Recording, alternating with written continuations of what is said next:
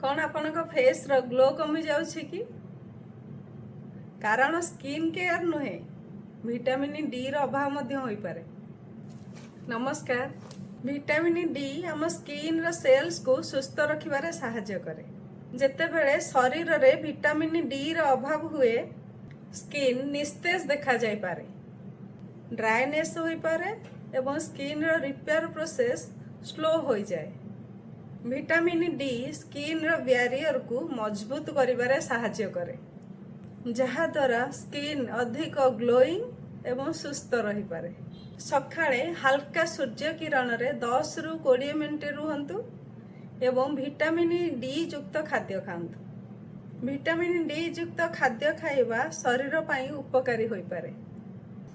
Skin रो glow केवल cream रु नुहे शरीर भीतर न्यूट्रिशन रु मध्य आसी थाए। ताहले डेरी कहीं आपण डाइट प्लान रे विटामिन डी युक्त खाद्य को ऐड करंतु, आपण स्किन रो ग्लो देखंतु। Thank you. वीडियोटी भलो लगी लाइक करंतु, शेयर करंतु, सब्सक्राइब करंतु। Thank you.